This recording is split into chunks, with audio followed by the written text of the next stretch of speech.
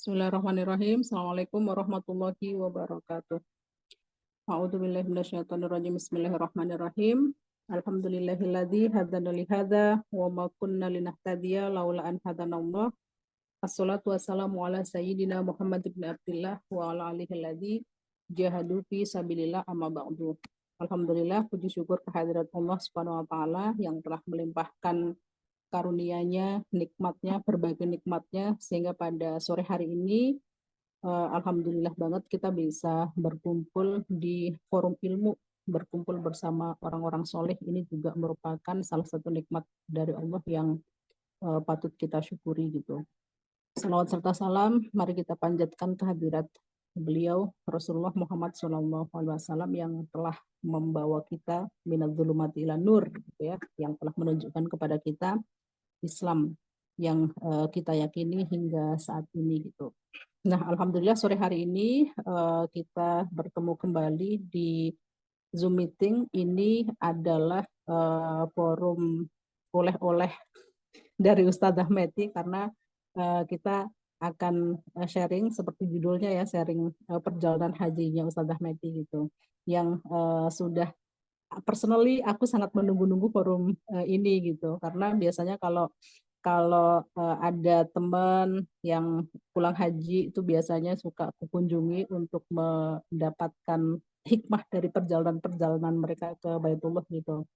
Karena berkunjung ke Baitullah itu kan salah satu cita-cita yang harusnya menjadi goal utama bagi setiap muslim gitu, berkunjung ke sana gitu ya. Maka ketika ada teman kita, saudara kita yang berangkat ke Baitullah ya, apa aja keajaiban-keajaiban mungkin kalau mau dibilang begitu yang mereka alami, atau perjalanan-perjalanan spiritual yang sangat menakjubkan yang dialami, yang terjadi selama perjalanan itu kan eh, membuat kita juga makin merindukan ke Baitullah gitu. Nah, kali ini kita akan mendengarkan sharing perjalanan haji dari Ustazah. Tapi sebelum ke sana, sebelum nanti Ustazah akan kita tagih oleh-oleh menggambarkan kepada kita atau recap gambaran perjalanan Ustazah selama menunaikan ibadah haji kemarin, kita buka dulu forum kita pada sore hari ini dengan doa pembuka majelis. Liridillah wali syafati Rasulillah. Al-Fatihah. Bismillahirrahmanirrahim. Alhamdulillahirrahmanirrahim. Maliki yaumiddin. Ya karena nasta'in ihdinas siratal mustaqim siratal ladzina an'amta 'alaihim. Supaya forum kita menjadi forum yang barokah gitu ya. Nah, Ustazah Meti, sebelum nanti Ustazah kita minta untuk recap gitu ya, menggambarkan tentang bagaimana perjalanan Ustazah, kemudian ada keajaiban apa aja yang bisa kita ambil pelajarannya selama perjalanan tersebut gitu. Kita mungkin diawali dengan eh, apa namanya, eh, pertama kali Ustazah memutuskan, ada momen tertentu enggak gitu ya, Ustazah memutuskan perjalanan haji itu gitu, karena haji itu kan keputusan yang sangat berat gitu. Haji itu keputusan yang berat gitu, sebagaimana para ulama mengatakan bahwa haji berkaitan dengan istitoah gitu, atau kemampuan. Nah, kemampuan haji itu kan syaratnya ada tiga ya. Yang pertama badannya sehat, kemudian ada keamanan yang bisa menyampaikan kita sampai ke sana kayak gitu, kemudian ada dana gitu. Itu yang disepakati oleh para ulama tentang apa namanya istitoah melaksanakan ibadah haji. Nah, untuk Ustazah sendiri nih Ustazah, apa yang membuat Ustazah tuh yakin, yang buat saya yakin bahwa oke, aku harus berangkat saat ini, di momen sekarang, di momen seperti ini. Kita awali dari situ dulu deh Ustazah ya. Ya, Itu dengan jalan yang seperti ini. Nah, apa tuh yang membuat Ustazah bikin yakin untuk melaksanakan ibadah haji saat ini gitu. Monggo Ustazah silakan. baik, makasih Mbak Eri. A'udzubillahi minasyaitonirrajim. Bismillahirrahmanirrahim. Assalamualaikum warahmatullahi wabarakatuh. Alhamdulillahirabbil alamin wa bihi nasta'in wa ala umuri dunya waddin. Wassalatu wassalamu ala asyrafil anbiya'i wal mursalin sayyidina Muhammadin wa ala alihi wa ashabihi wa man tabi'ahum bi ihsanin ila yaumiddin. Rabbi israh li sadri wa yassir li amri wahlul 'uqdatam min lisani yafqahu qawli. Rabbana zidna ilma warzuqna fahma bi rahmatika ya arhamar rahimin. Alhamdulillahirabbil alamin. Terima kasih banyak kepada teman-teman yang sudah meluangkan di Sabtu sorenya. Ya mungkin banyak yang masih punya kegiatan keluarga. Saya juga sebenarnya benar-benar cari-cari waktu gitu ya sama Mbak Eri kemarin karena qadarullah berpulang haji itu tanggal berapa saya 8 Juli ya, hari Ahad itu 9 Julinya anak saya mulai panas, 10 Juli mereka sudah mulai kena cacar berturut-turut 6 orang, jadi hampir 1 bulan setelah haji itu saya masih ngerawat anak-anak gitu, jadi saya mau bikin sharing-sharing hajinya, saya bilang sama Mbak Eri kita tunda dulu deh sampai situasi agak cooling down gitu ya. Alhamdulillah biiznillah dengan segala izin dan pertolongan Allah hari ini kita bisa jumpa walaupun secara online. Semoga nanti ada manfaatnya yang bisa kita raih gitu ya bersama-sama dari obrolan yang insya Allah semoga diridhoi Allah Subhanahu wa taala ini. Jawab pertanyaan Mbak Eri tadi ya, apa sih momennya gitu ya yang bikin saya dan suami tentu saja ya memutuskan kita kayaknya harus haji tahun ini gitu. Jadi sebenarnya kami itu memutuskan untuk jadi berangkat haji tahun ini itu kurang lebih nggak nyampe 1 bulan deh dari seharusnya kita tuh berangkat haji. Jadi kalau misalnya bulan Dzulhijjah itu masih bulan depan, nah itu bulan ininya itu kami baru memutuskan mau berangkat gitu. Dan itu tuh momennya di motor gitu ya. Jadi saya sama suami lagi boncengan gitu, terus kita tangis-tangisan lah ya ceritanya karena kami memang selama 2 tahun belakangan konser untuk mempelajari cara bisa berangkat haji dalam waktu yang instan tuh maksudnya tahun itu juga karena sebenarnya saya suami dan ibu mertua sudah mendaftar haji reguler sejak 2016 dan saat berangkat kita tuh dapat kursi haji untuk berangkat 2034 ya. Tetapi setiap tahun kita cek termasuk pada saat COVID jadwal kita mundur di 2036. Bahkan terakhir saya ngecek ke sana tanya ke Kemenak yang apa kami daftar gitu ya karena ibu mertua usianya sudah 76 tahun. Kami mengira akan mendapat akselerasi gitu ya karena ibu mertua relatif sudah sepuh secara usia. Tapi ternyata untuk wilayah kami Yogyakarta Kemenaknya ngasih konfirmasi bahwa itu urut urut usia yang paling tua gitu. Jadi kalau ada orang yang sudah tua, lebih tua dari usia itu, sudah daftar 5 tahun, maka mereka yang didahulukan untuk berangkat. Dan di tahun yang kami memutuskan untuk berangkat melalui jalur cepat itu, usia yang tertua yang sedang diberangkatkan di usia 86 tahunan. Berarti kan masih selisih 10 tahun dengan ibu mertua ya.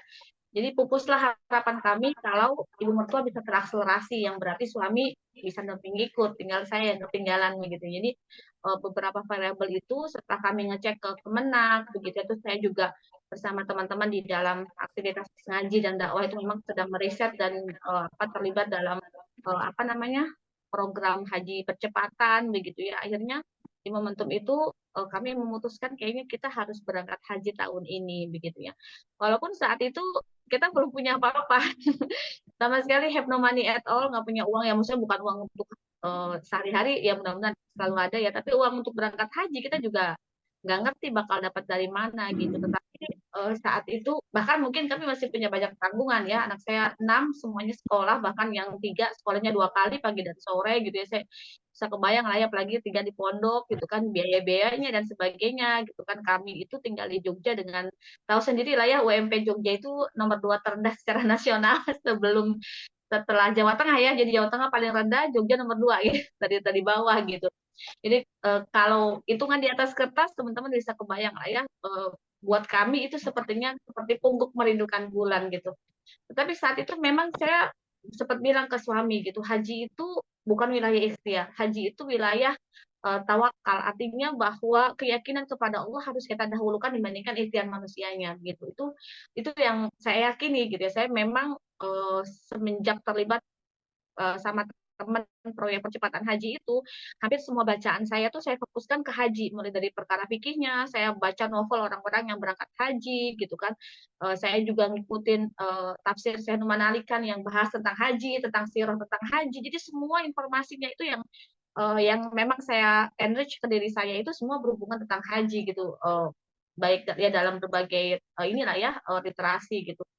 Sehingga dari situ itulah Mbak Iri, jadi kita tangis-tangisan, kita bilang terus gimana dengan tanggungan-tanggungan kita gitu ya, dengan utang-utang kita, sementara kita memutuskan harus haji tahun ini gitu ya. Ya Bismillah gitu. Suami cuma bilang kita minta di sana. Kita bilang sama Allah kesulitan-kesulitan hidup yang kita hadapi di dunia ini, misalnya di tempat ini gitu ya, kita ngadu langsung ke Allah di bawah Baitul Ma'mur gitu ya, di depan Ka'bah.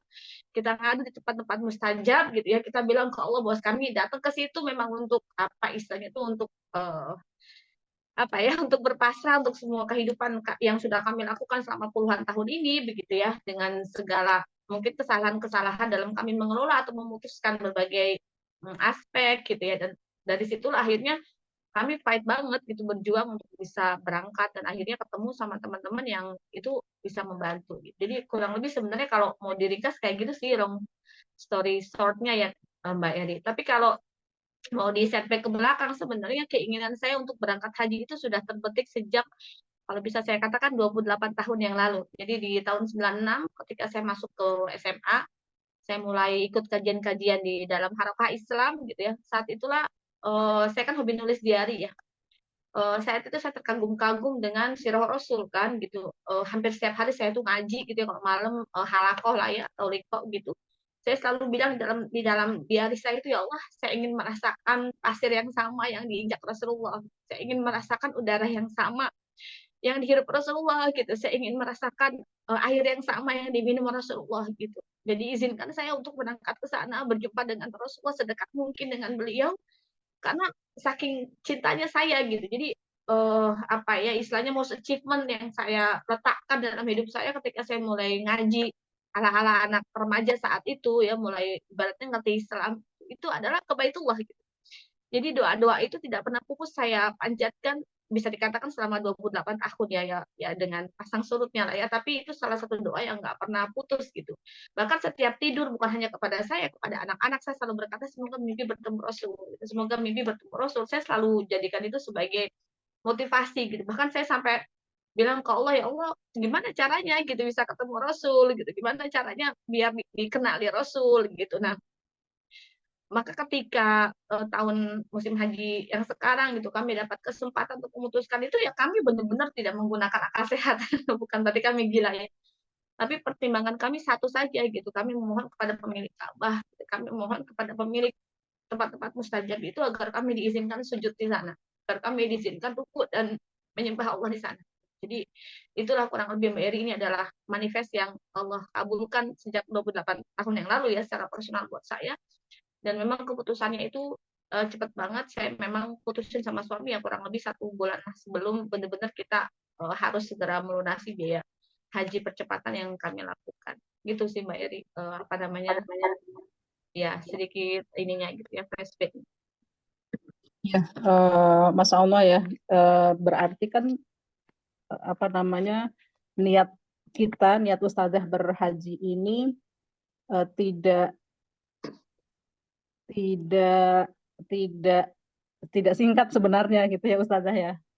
Apa namanya, keinginan untuk berhaji, keinginan untuk ya niat untuk berhaji ke Baitullah itu dibarengi dengan ikhtiar, tentu saja itu menunjukkan keseriusan kita, karena kan belum tentu ngomong berangkat haji itu kan bukan bukan perkara duit sebenarnya, meskipun itu ada pengaruhnya gitu, tapi tidak melulu tentang uang gitu, karena banyak orang kaya juga yang eh, sama Allah belum mampukan mungkin ya, belum panggil mungkin ya gitu. Berarti mungkin itu bisa dikatakan belum dimampukan sama Allah gitu. Ditunjukkan dengan ikhtiar tentu saja untuk semakin ngerayu kepada Allah bahwa ya Allah, aku tuh serius loh gitu pengen berangkat itu. Nah, masih kelanjutan nih Ustazah berkaitan dengan keberangkatan Ustazah ke Baitullah itu.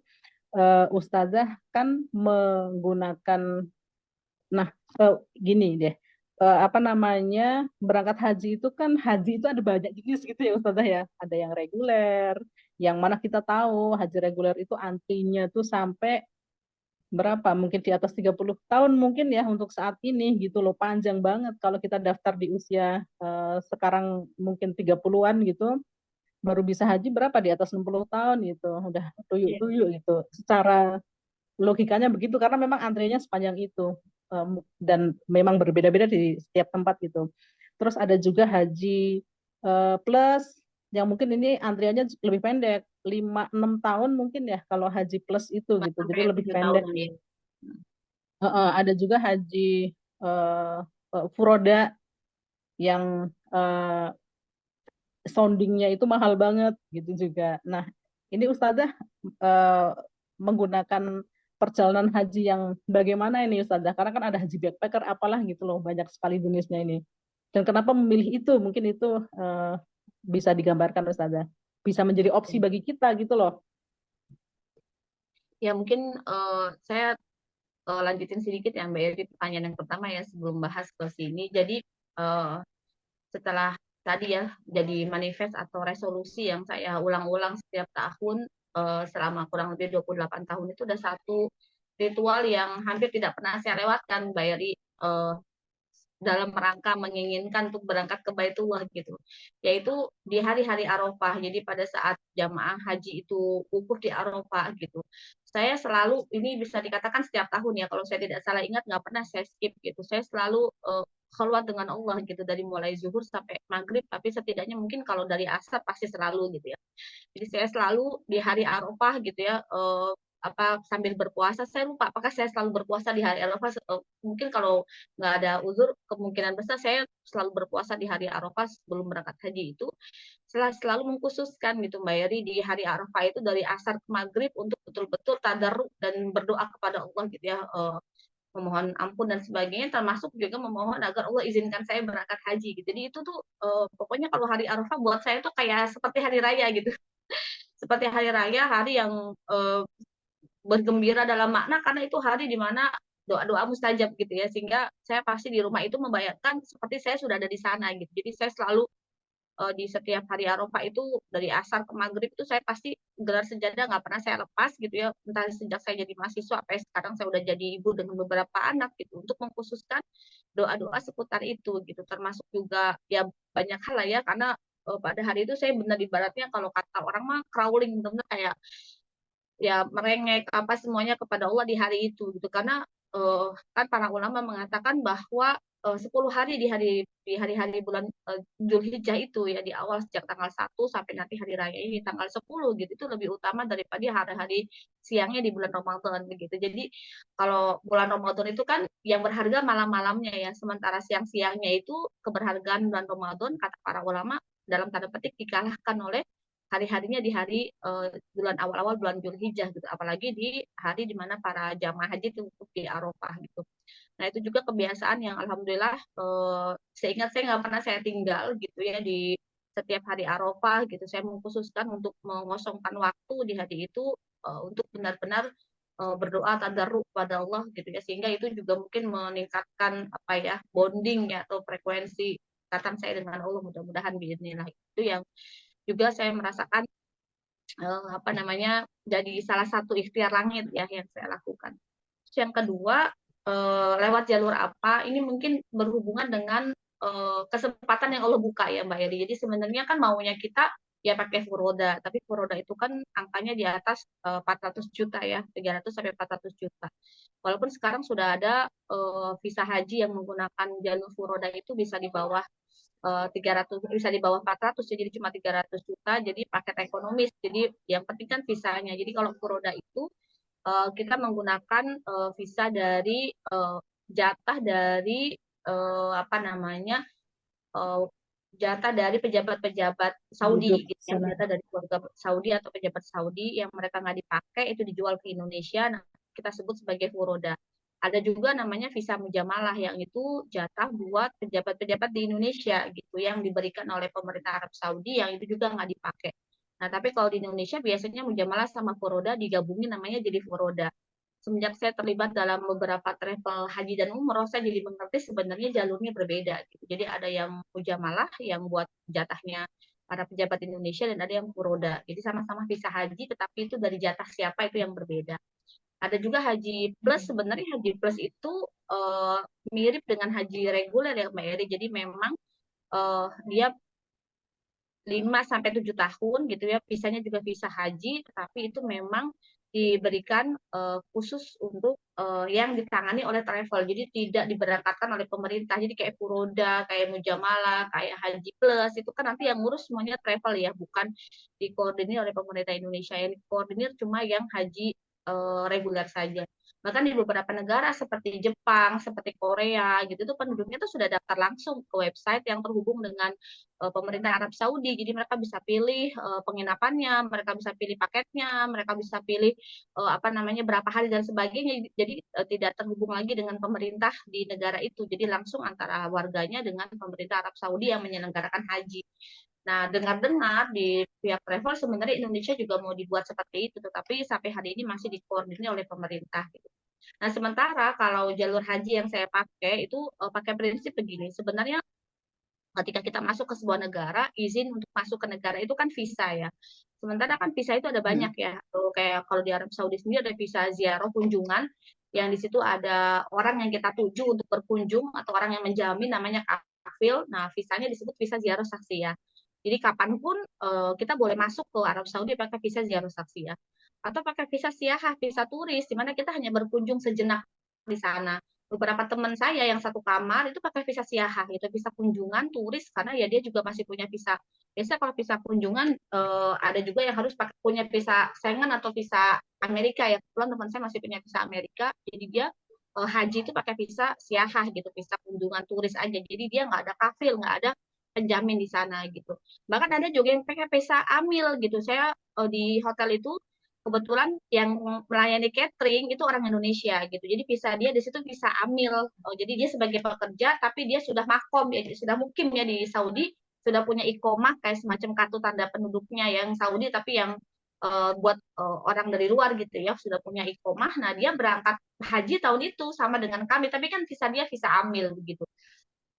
Nah, jadi ada banyak jalan. Nah, kebetulan saya berkenalan dengan beberapa teman nih yang menawarkan untuk masuk ke Saudinya pakai visa ziarah saksiyah begitu ya. Jadi memang ini tidak melalui pemerintah Indonesia karena kalau pemerintah kan menjalankannya menggunakan tadi ya visa haji untuk haji reguler gitu. Apakah ini ilegal gitu ya? Tergantung dilihat dari sudut pandang apa gitu. Kalau dia dari sisi bahwa kita datang ke Saudi resmi dengan visa yang dikeluarkan mereka, maka kita resmi gitu. Kita menggunakan visa yang dikeluarkan Saudi. Cuma yang menjadi kendala adalah berarti kita kan memang berangkat ke sana kunjungan. Saya juga kalau ditanya mau ke sana mau ngapain ya, mau kunjungan, mau ziarah begitu. Baru nanti di musim haji saya ikut semua mekanisme haji dan itu menggunakan tasreh gitu. Tasreh itu adalah izin untuk bisa masuk ke Arafah, Mina dan Muzdalifah sebagai 3 tempat paling fundamental untuk bisa melaksanakan aktivitas ibadah haji. Dan alhamdulillah ya kami juga punya tasreh itu diurus oleh pihak travel begitu ya. Karena tadi ya saya juga ketemu mahasiswa yang kuliah di Yordan, orang Indonesia juga dia pakai visanya visa ziarah gitu karena dia dari mahasiswa kan ya, datang ke sana gitu masuk menggunakan visa ziarah dan dia juga mengurus tasreh. Jadi ada yang datang pakai visa ziarah, ada yang datang pakai visa siyahah, ada yang datang pakai visa amil karena dia sudah bekerja di sana gitu ya. Dan saya datang pakai visa apa namanya tadi ziarah itu gitu. Nah, memang tahun ini relatif penuh ketegangan ya. Saya juga baca-baca sempat beberapa pemberitaan di Indonesia ya. Kalau saya ngelihatnya arus pemberitaan itu kan ya tergantung berita mana yang mau diizinkan keluar dan mana yang tidak, termasuk mana yang mau di framing, mana yang enggak. Tapi secara umum kita bukan pendatang ilegal karena kita masuk dengan visa resmi yang dikeluarkan Saudi. Cuma memang mendekati hari-hari puncak haji itu biasanya apa namanya orang-orang yang misalnya jadi gini, tahun ini tuh ada satu peristiwa di mana banyak banget orang-orang yang datang ke sana menggunakan visa umroh itu mereka expired gitu. Jadi mereka sebenarnya jadwal visa umrohnya itu udah selesai, tapi mereka tetap extend sampai musim haji. Dan itu jumlahnya nggak main-main gitu. Kalau saya lihat-lihat di internet macam-macam tuh angkanya sampai katanya sih 20.000 yang orang Indonesia, tapi yang di luar tuh sampai sekitar 100-200 ribu orang. Itu kan sangat besar ya. Dan bahkan belakangan baru tahu banyak banget travel dari Mesir yang di blacklist gara-gara dia memberangkatkan orang umroh tapi nggak segera memulangkan setelah umrohnya selesai. Mereka extend sampai haji. Jadi sebenarnya akhirnya pemerintah Arab Saudi itu banyak merazia tempat-tempat yang mereka sudah meneliti dan menganalisa dengan Dewan Intelijen mereka mungkinnya bahwa di situ ada jamaah umroh yang extend. Jadi kan biasanya jamaah haji itu mendekati Armina, hari-hari puncak haji itu mereka bergeser ya dari Mekah ke baik itu ke Azizia, ke Shisha, ke daerah-daerah yang mendekati prosesi itulah ya gitu. Nah, biasanya di daerah-daerah itu banyak yang kerazia kalau di dalam apartemennya itu ada yang jamaah extend umroh gitu. Nah, alhamdulillah di apartemen transit saya itu nggak ada jamaah umroh, semua jamaah haji sehingga kami nggak kena razia. Gitu. Artinya saya datang itu apa namanya lewat Jeddah, dari Jeddah saya ke Madinah 3 hari 4 malam ya kalau nggak salah, dari Madinah saya ke Mekah juga sama 3 hari 4 malam. Setelah itu saya bergeser ke Azizia sambil menunggu prosesi Armina, ya semua berjalan seperti biasa. Kita masuk Masjid Nabawi juga nggak diperiksa, masuk Masjidil Haram juga nggak diperiksa begitu ya. Masuk Armina juga karena kita pakai tasreh, bus kita bus bertasreh yang disegel juga kita masuk biasa saja gitu. Cuma yang membedakan adalah visa yang kita gunakan gitu. Itu yang pengalaman saya ya secara personal. Jadi memang beberapa framing pemberitaan itu karena kalau visa ziarah itu kan berarti memang kita nggak melalui pemerintah Indonesia, kita masuk ke sana kunjungan gitu. Jadi memang kalau kebetulan ya pada saat itu misalnya di apartemen kita ada yang misalnya dirazia dan mereka tuh jamaah umroh yang extend, lalu kita visa ziarah. Kan biasanya pemerintah sana tuh nggak mau ngeliatin satu-satu visa paspornya itu pada saat dirazia, tapi mereka bawa dulu semua ke kantor polisi, baru nanti di kantor polisi di cek gitu kan. Jadi kalau yang visa ziarah mungkin keangkut, mungkin ada beberapa teman saya yang sempat keangkut, tapi ketika ketahuan mereka tuh bukan visa umroh ya dikembalikan lagi gitu. Ada yang dikembalikan ke apartemen, ada yang dikembalikannya ke Jeddah, sehingga dia akhirnya masuk ke Mekah lagi. Jadi yang seperti itu. Cuma alhamdulillah dengan izin Allah saya alhamdulillah baik-baik aja, bukan yang lalu dirazia atau yang mengalami intimidasi atau apa enggak. Cuma ya ketegangannya sampai kerasa sih karena memang kayak namanya polisi kan nggak lihat kita pakai visa apa. Jadi dia kalau udah ngerazia satu tempat ya diangkut semua. Tetapi tempat-tempat yang dirazia itu pun nggak sembarangan. Memang di sana itu sudah terindikasi dipakai oleh jamaah umroh. Yang nggak tahu kan kita ya, travelnya itu nyewa apartemennya itu di dalamnya ada umroh atau enggak. Karena kan satu apartemen itu isinya bisa 300-400 orang, Mbak Eri. Jadi kita kan misalnya dari jamaah saya kemarin total ada berapa ya? Mungkin sekitar yang kloter saya aja sekitar 32-an gitu kan. Berarti kan ada kloter-kloter lain dari travel-travel lain gitu kan. Saya kan juga tahunya ketemunya pas di situ gitu. Nggak ngerti kan mereka dari saya ketemu di maktab saya itu di apa namanya hotel transit saya di Agizia kita ketemu ada travel dari Turki, dari mana lagi ya, dari Suriah kayaknya nggak ketemu deh, dari Mesir gitu, di beberapa tempat kita ketemu, bahkan dari travel-travel Indonesia banyak banget yang ketemunya di situ gitu. Jadi itu juga mungkin menjadi apa ya perlindungan dari Allah lah ya. Saya nggak mendapati sesuatu yang apa yang buruk lah di sana selama prosesi menunggu puncak haji itu gitu. Jadi itu kemarin secara apa namanya clear saya katakan saya memang ke sana tidak menggunakan visa haji. Tetapi kalau sekarang alhamdulillah nih yang ke depan ini Mbak Eri termasuk visa Furoda Mujamalah dan mungkin yang pakai visa amil musim ya. Sekarang ada teman yang juga menawarkan pakai visa pekerja pekerja musiman itu selama travelnya terpercaya nggak apa-apa ikut aja gitu. Bahkan saya ikut memasarkan terbukti teman-teman yang mau bertanya secara pribadi nanti bisa japri atau DM saya untuk nanya-nanya tentang itu ya karena saya selama di sana kurang lebih 42 hari ya, jadi banyak meriset juga gitu situasi dan kondisinya termasuk LA atau orang-orang yang dipercaya oleh travel untuk ngurusin di sana land arrangementnya sehingga saya kebayang oh berarti memang haji ini banyak aspek-aspek teknisnya juga gitu yang harus dikuasai dan menjadi tanggung jawab dari travel-travel yang kita pilih itu kurang lebih Mbak Eri. Ya, berarti itu ya penyebabnya sempat keramaian kemarin itu ya gitu. Tapi kita nggak usahlah berfokus ke situ. Kita berfokus aja pada kita balik ke track tentang perjalanan haji Ustazah itu sendiri gitu.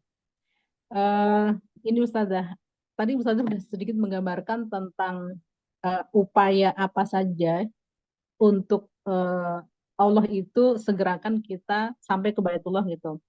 Sedikit gambaran tentang itu gitu. Tapi sebenarnya amalan apa aja sih Ustazah gitu ya yang harus kita lakukan agar supaya Allah tuh menyegerakan. Dan kalau berdoa saya yakin nih teman-teman di sini juga selalu berdoa tidak pernah menghilangkan eh, apa namanya Allah segerakan, Allah panggil ke Baitullah itu dari doa di setiap saat gitu. Ada amalan khususnya nggak sih Ustazah untuk itu gitu, untuk supaya Allah tuh segerakan gitu. Mungkin ini aja apa namanya lafadzkan terus labbaik Allahumma labbaik misalnya, apakah begitu atau bagaimana gitu, atau jangan pernah tinggalkan tahajud atau apa segala macam gitu loh, ada nggak sih amalan-amalan khusus untuk menyegerakan itu gitu? Iya, kalau saya sih selalu menyadari ya bahwa Allah itu Al-Alimul Khabir gitu ya, zat yang sangat mengetahui kapasitas iman kita, zat yang sangat mengetahui seberapa ingin kita berangkat gitu. Kita cukup memberi bukti itu aja sih ke Allah kalau menurut saya gitu. Jadi apa namanya, Allah yang tahu kok. Beneran demi Allah Tuhan kita itu maha segalanya gitu. Alim khabir, hatta apa-apa yang tidak keluar dari mulut kita, yang tidak keluar dari aspek fisikal kita, Allah tuh tahu gitu apa yang ada di dalam batin kita. Jadi pertama menurut saya justru yang perlu diyakinkan adalah diri sendiri. Kita tuh bener-bener pengen apa enggak gitu. Karena Allah tahu kalau kita benar-benar pengen, setengah pengen, atau cuma main-main pengennya gitu. Itu juga kan Allah tahu ya berbeda. Jadi yang pertama yang perlu diyakinkan itu dulu gitu. Saya sampai dalam setiap berdoa ya, saya suka bilang, "Ya Allah, kayaknya kalau saya ketemu Ka'bah, saya bakalan pingsan deh," gitu. Karena saking nggak kuat gitu, nggak kuat, saya tuh Mbak Eri kalau ngelihat, apa namanya, Ka'bah gitu ya, ngelihat potongan ibadah hajat, umur saya tuh nggak bisa nggak nangis gitu. Dari dulu tuh saya nggak pernah Iya. bisa nggak nangis gitu, cuma sekedar ngelihat orang tawaf di TV aja saya tuh pasti nangis gitu, atau kayak misal ada siaran langsung gitu tuh saya tuh pasti nangis. Kenapa? Karena, apa ya, buat saya itu tuh the most wanted resolusi gitu yang selama ini saya letakin nomor satu gitu di dalam hidup saya tuh saya pengen doa langsung gitu di bawah arasy Allah gitu di bawah Baitul Ma'mur itu yang selalu saya ulang-ulang kepada Allah gitu. Dan ya itu tadi menurut saya siapapun kita gitu bisa benar-benar bisa berangkat ke sana dengan izin Allah itu semata-mata karena Allah tahu bahwa kita tuh pengen banget ke sana. Itu yang pertama. Yang kedua, ya alhamdulillah apa ya, kalau saya sih yang selama ini saya dawamkan ya, misalnya misalnya teman-teman biasa sholat malam gitu, tambahkanlah sholat hajat gitu. Jadi saya biasanya kan hajat, tahajud dan apa namanya dan sholat taubat ya itu tiga kombinasi sholat yang eh, jangan ke skip deh gitu, jangan ke skip ya manusia mungkin beda-beda ya kadar imannya atau kadang lelah atau apa tapi setiap kali teman-teman berhasil bangun malam jangan ke skip tiga jenis sholat itu gitu ya di surat taubat berarti kita akan berharap semoga dosa-dosa kita atau apapun kealfaan kita tidak menghalangi anugerah Allah untuk bisa bikin kita berangkat haji gitu. Bahkan ada teman yang berdoa dalam setiap langkah dakwahnya dia selalu doa gini, ya Allah, ini langkah dakwahku semoga mendekatkanku ke Baitullah. Dia selalu begitu, saking pengennya dia pergi haji gitu ya. Dan alhamdulillah 2 tahun lalu Allah berangkatkan dia umroh dan itu pun gratis gitu ya. Dia nggak bayar apapun dari jamaahnya itu kan, masya Allah gitu Allah langsung ijabah gitu. Ya kalau saya kan ya gitu tadi ya di tiga sholat itu gitu saya pasti ya sholat tahajud terus sholat apa namanya taubat ya sudah pasti karena saya khawatir gitu ada kelalaian-kelalaian ada kekurangan-kekurangan dalam amal ibadah ataupun amal dakwah atau amal keseharian yang itu menghalangi saya gitu untuk mendapatkan anugerah Allah berangkat haji. Terus dan sholat hajatnya yang benar-benar minta sampai ibaratnya tuh merengek-rengek kepada Allah gitu. Saya selalu memulainya dengan Sayyidul Istighfar ya. Jadi saya suka bilang ya Allah saya itu cuma hamba gitu. Saya tuh nggak punya apa-apa. Engkau pilih saya jadi hamba aja saya udah luar biasa bersyukur. Gitu. Semua yang Engkau kasih itu dari Engkau gitu. Jadi sekarang nih hamba mau minta gitu sujud kepada engkau tuh di bawah arasmu gitu. Hamba mau minta sujud kepada engkau itu di Arafahmu mau dikasih ya Allah gitu. Jadi saya tuh dalam doa banyak kayak ngerayu Allah pakai tawasul amal solih ya Mbak Eri kan sebagaimana Rasul juga mencontohkan tawasul amal solih sebutin amal solih apa yang Allah suka yang itu tuh kita kayak bergening ke Allah gitu sebagaimana Nabi Zakaria kalau berdoa ya Allah kalau saya nggak punya keturunan yang solih siapa yang akan nurusin dakwah ini gitu.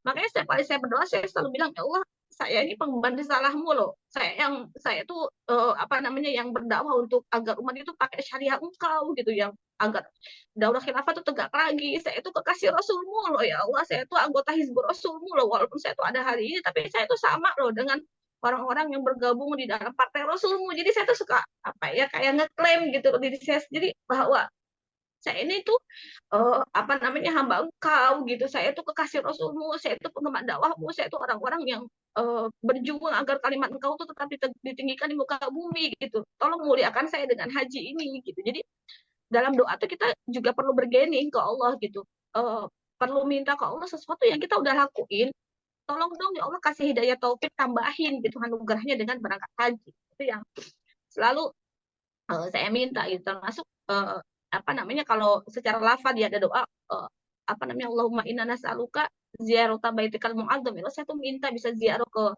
Baitullahmu yang besar, yang maha agung, gitu. Wa rasulikal mukarram, dan Rasulmu yang mulia. Hadal am wa kulil am. Tahun ini dan setiap tahun gitu. Bi ahsanil hal, dalam keadaan terbaik. Itu tapi teksnya bisa macam-macam ya, tapi intinya ya, di akhir sujud gitu ya, termasuk di akhir ketika kita tasyahud akhir, tapi tidak boleh dilafadzkan ya, di dalam hati itu selalu diulang-ulang sebagai doa gitu.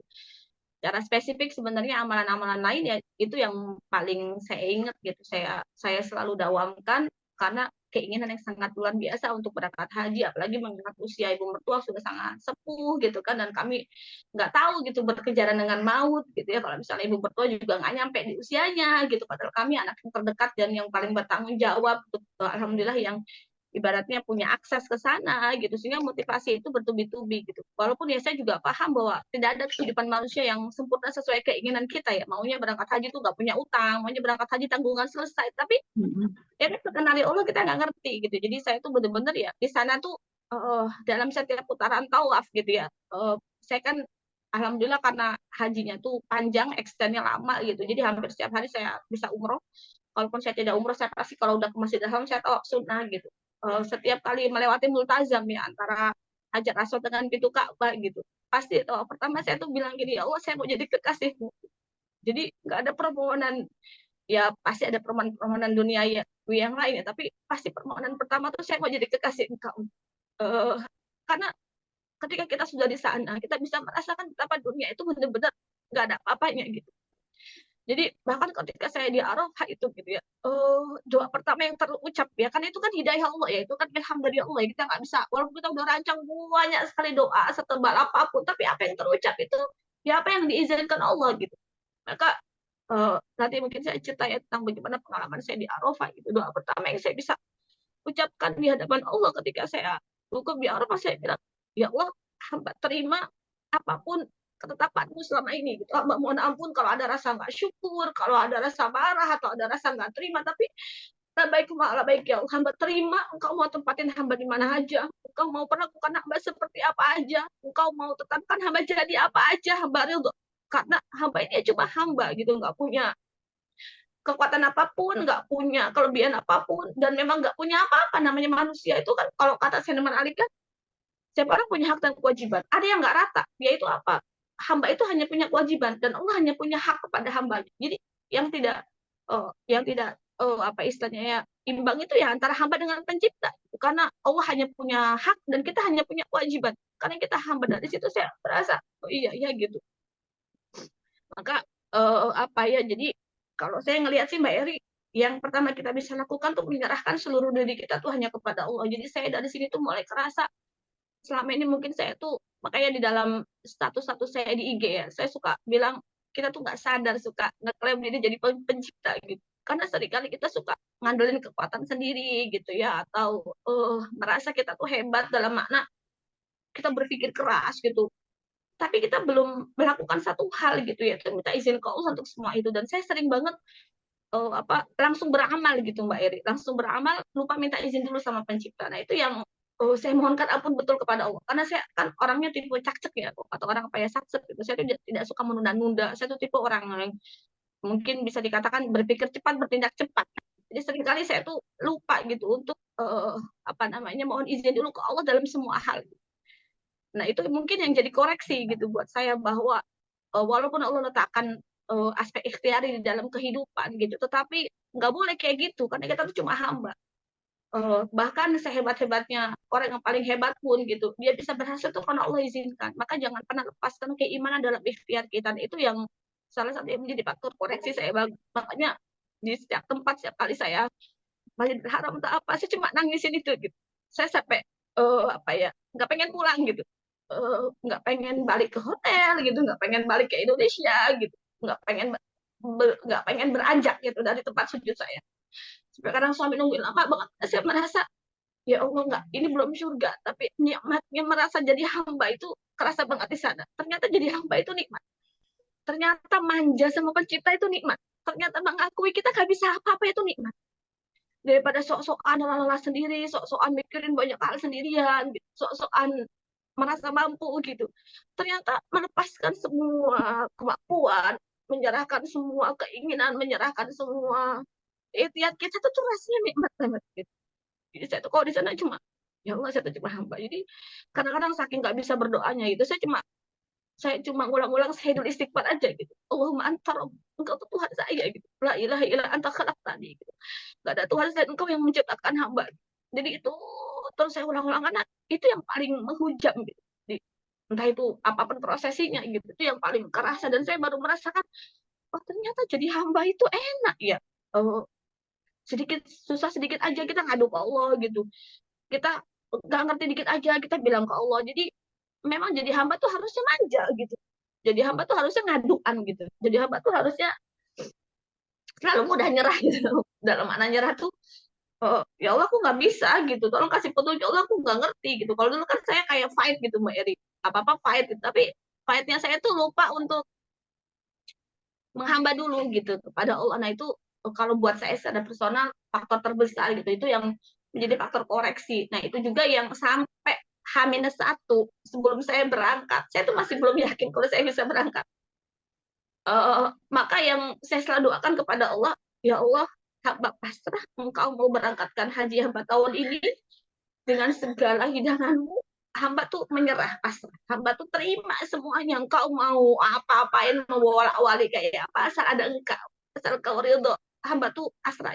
Jadi saya ingat-ingat seperti sikapnya Rasulullah ya di perang Badar gitu yang Rasul bilang ya Allah kalau atau sorry bukan di perang Badar ketika Rasul dilempari oleh orang-orang Taif gitu. Rasul mengatakan enggak apa-apa ya Allah kayak gini gitu asal engkau ridho gitu. Aku mohon ampun atas lemahnya usahaku gitu kan dan sebagainya. Tapi asal Allah ridho itu enggak apa-apa gitu. Uh, itu pelajaran paling berharga sih Mbak Eri ketika kita benar-benar apa ya menghargai iman itu seharusnya seberharga itu. Dunia ini kan sekarang mendowngrade banget itu ya gitu.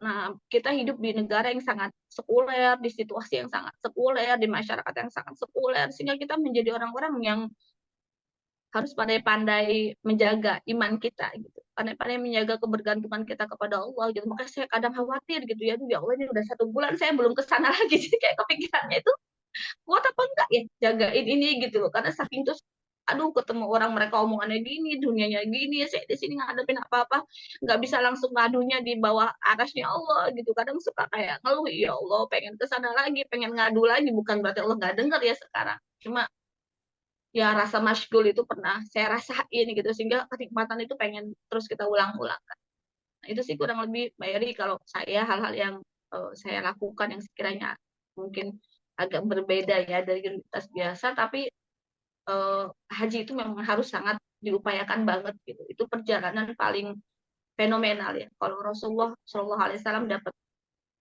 Isra Mi'raj itu sebagai hadiah dari Allah, maka hadiah bagi seluruh hamba yang beriman itu ya haji kalau menurut saya. Jadi karena dia adalah grand prize-nya dari Allah gitu, maka sekuat tenaga, pikiran dan hati teman-teman harus benar-benar tunjukkan kepada Allah bahwa kita emang benar-benar pengen gitu. Nah, itu kurang lebih kayak. Iya, Masya Allah. Jadi kita harus menjadikan goal traveling utama itu ya ke Baitullah gitu ya kira-kira Ustazah ya. Nah, teman-teman di sini kalau misalnya mau ada yang ditanyakan ke Ustazah Meti bisa langsung drop pertanyaan di kolom komen ya. Karena perjalanan haji itu aku sendiri selama musim haji kemarin tuh sosmednya dibanjiri dengan terpapar dengan perjalanan haji dari teman-teman gitu ya. Karena memang aku juga menyengaja untuk melihat bagaimana sih perjalanan haji teman-teman, terus bagaimana kondisi haji di sana gitu, untuk semakin atau untuk menjaga komitmen sehingga Allah tuh ya Allah segerakan gitu. Aku juga pengen merasakan eh, perjalanan spiritual yang pasti luar biasa yang nanti kita akan minta Ustazah untuk mengembarkan ya perjalanan spiritual selama di sana itu gitu. Dan pasti apa namanya nggak bisa berkata-kata langsung nangis. Aku aja waktu ditelepon sama Ustazah Meti di depan Petrol itu udah langsung aduh begitu lihat nama Ustazah Meti di HP gitu. Ini Ustazah Meti calling nih, aku udah langsung remes milih itu.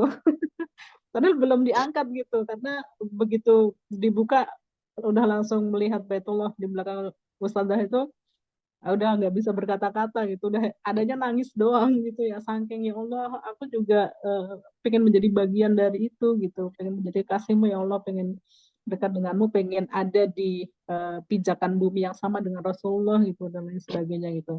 Dan komitmen itu kalau aku terus jaga dengan mengkonsumsi banyak-banyak apa namanya video atau ceramah-ceramah Ustadz yang berkaitan dengan Baitullah gitu untuk semakin mendekatkan gitu. Selain kita juga melaksanakan amalan-amalan yang untuk bentuk kerengekan kita kepada Allah itu semakin semakin dekat gitu, semakin Allah kabulkan gitu ya Ustazah ya, kira-kira begitu. Nah,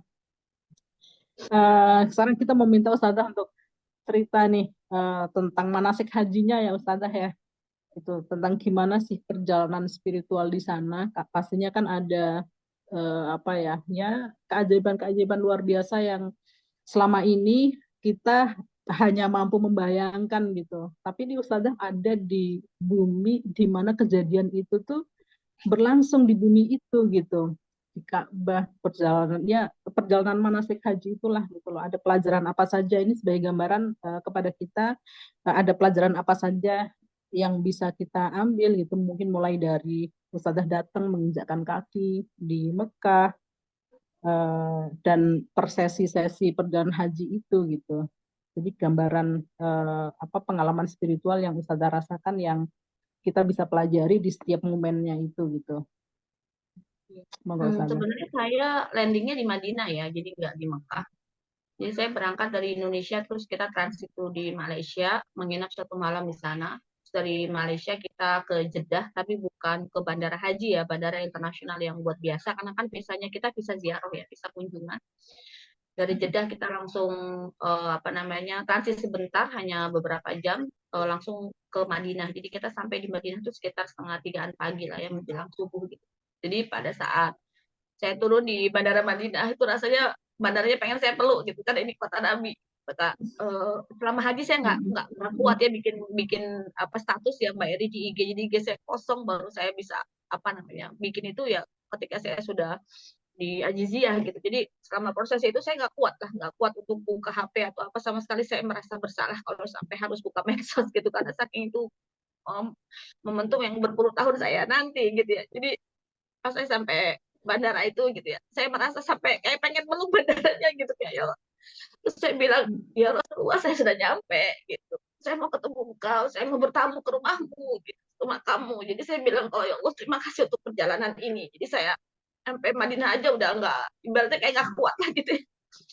Oh, saat subuh kita di hotel, alhamdulillah hotel saya itu dari Masjid Nabawi paling 100 meter kali ya. Jadi kami tuh kalau mau ke Mas itu paling 5 menit aja gitu. Kalau saya lupa pintu 300 berapa itu. Tapi kalau ke pintu akhwatnya memang agak jauh, tapi untuk masuk Nabawinya tuh deket banget gitu. Jadi ya setiap hari kami bolak-balik ke sana gitu ya. Dan bener Mbak Eri, kalau mungkin orang bisa bilang negeri ajaibnya di dunia itu ada di Mekah Madinah gitu, wonderlandnya dunia itu ya Mekah Madinah, di mana semua keajaiban itu benar-benar terjadi.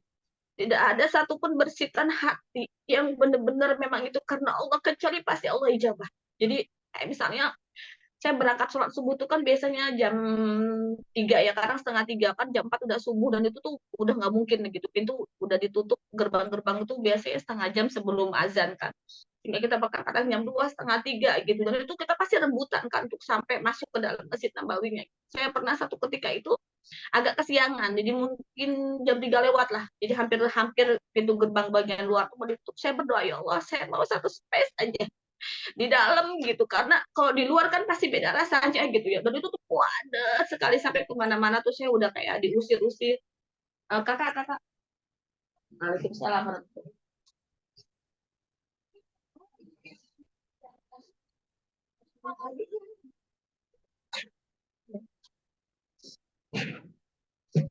Tadi ada jadi apa namanya, saya bilang ke Allah gitu ya, saya kesini sama Askar yang perempuan, usir suruh ke sana, haj gitu, pokoknya ke sana intinya gitu. Saya mengerti lah ya bahasa mereka, alhamdulillah gitu. Sampai saya cari-cari, ya Allah saya mau satu seat aja gitu, saya mau di karpetnya gitu. Terus dengan izin Allah tuh kayak dibelah aja gitu, manusia tuh kayak menyingkir buat ngasih saya gitu. Itu saya langsung sujud syukur di situ, terima kasih ya Allah kau kasih itu gitu. Atau misalnya kayak lagi duduk gitu kan, saya kan nggak bawa, seringnya saya nggak bawa bekal ya, karena saya merasa apa sih istilahnya ya, nggak terlalu, bukan nggak terlalu nafsu makan ya, nggak mementingkan makan gitu. Jadi saya tuh kadang dari subuh sampai duha sampai itu selesai gitu Pengennya kan. ibadah aja udah ya. Ya udah kayak lupa makan, lupa tidur, emang bener-bener kayak apa ya, kayak inilah gitu. Terus saya kan melihat bagian depan tuh dibagiin kurma gitu. Jadi kan sebanyak banget tuh orang-orang yang bawa sendiri pada bagi itu, saya bilang ya Allah saya tuh lapar gitu. Saya tuh pengen kurma itu, tapi itu saya tahu karena itu yang bawa personal, otomatis nggak semua dapat kan Mbak ya. Jadi dia udah selesai tuh sebelum nyampe ke barisan saya, tapi dalam hati saya bilang ya Allah saya tuh lapar ya, saya tuh belum sarapan gitu kan, dan ini masih dari subuh kan saya masih nunggu sampai duha sampai macam-macam, mungkin sekitar jam 9 jam 10 saya baru pulang, nggak nyampe jam 9, mungkin jam 8 jam 9 saya baru pulang ke hotel gitu kan. Tapi tuh ya Allah ya, maha besar Allahnya gitu, nggak lama dari itu tuh ada pembagian yang itu tuh nggak cuma kurma, ternyata Mary ya jus macam-macam tuh dibagikan di barisan kami gitu, saya nangis aja lagi gitu. Dan itu tuh kayak nggak bisa kita rekayasa Mbak Yadi, nggak bisa bilang lo minta duit 100 juta, ya nggak muncul aja di dalam pikiran kita gitu.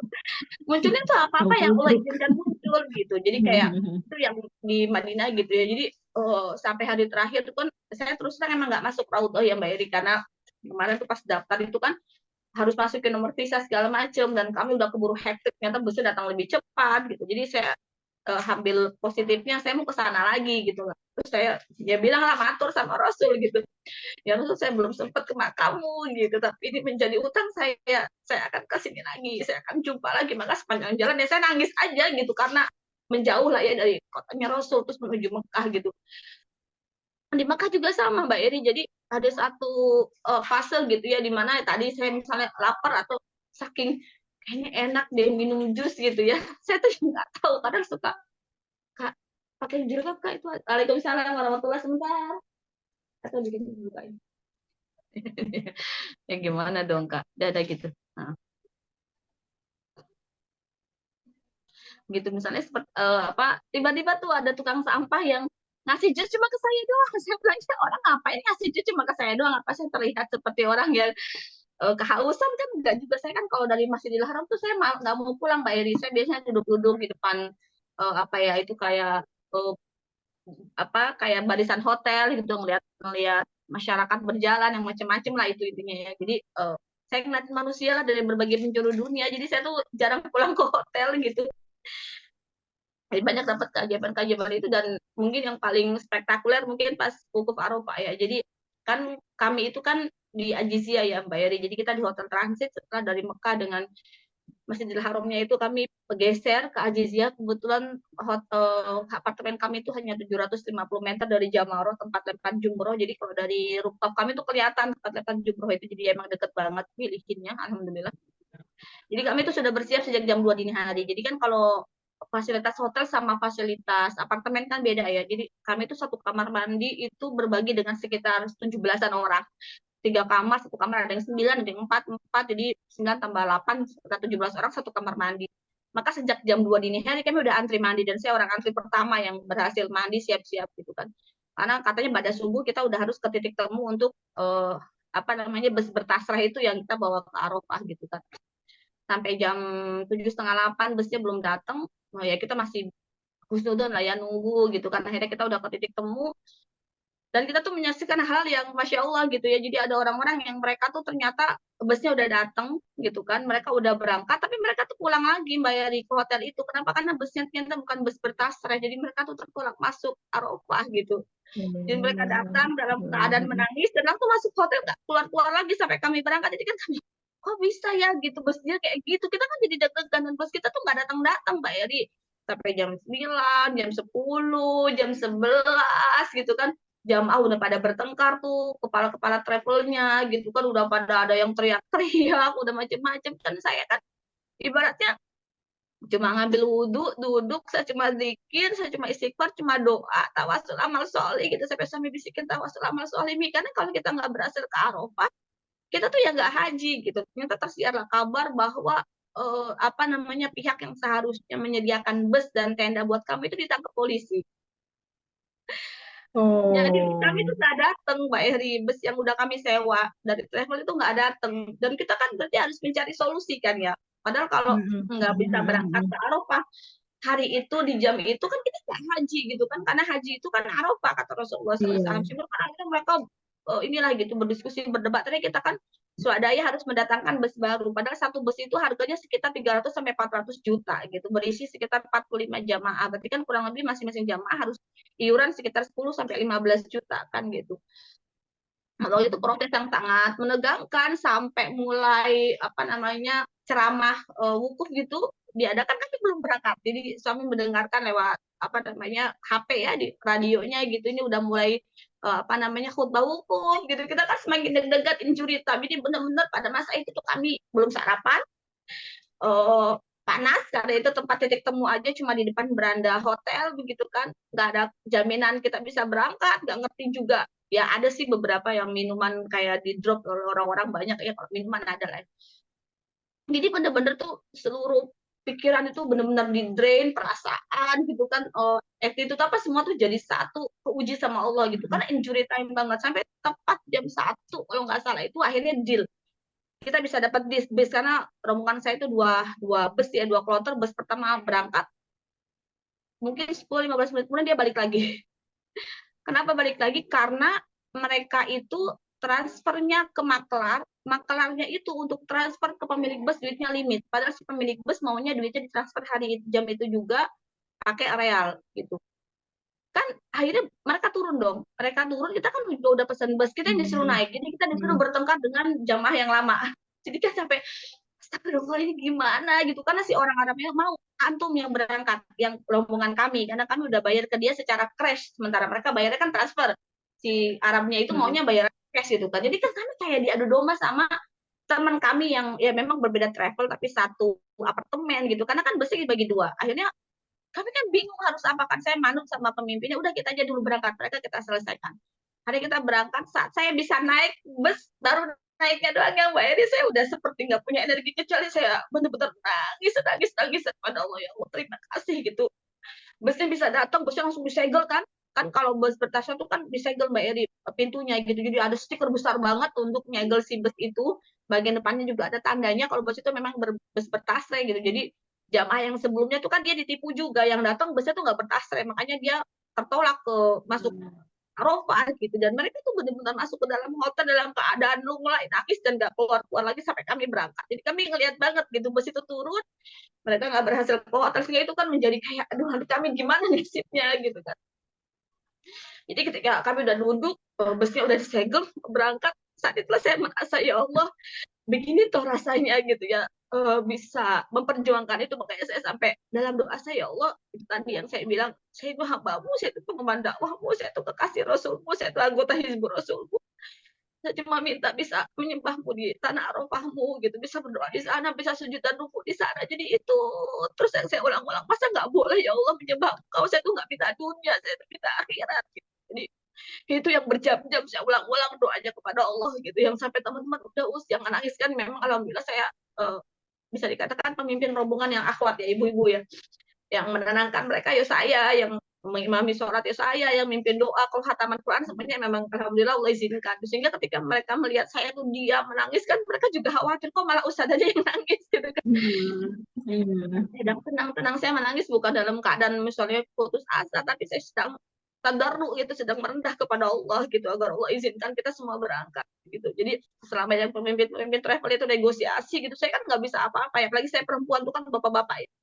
Jadi saya ya benar-benar kekuatan doa di situ kerasa banget. Maka ketika saya masuk bus, mungkin saya orang yang paling histeris gitu, saya udah nggak peduli ya.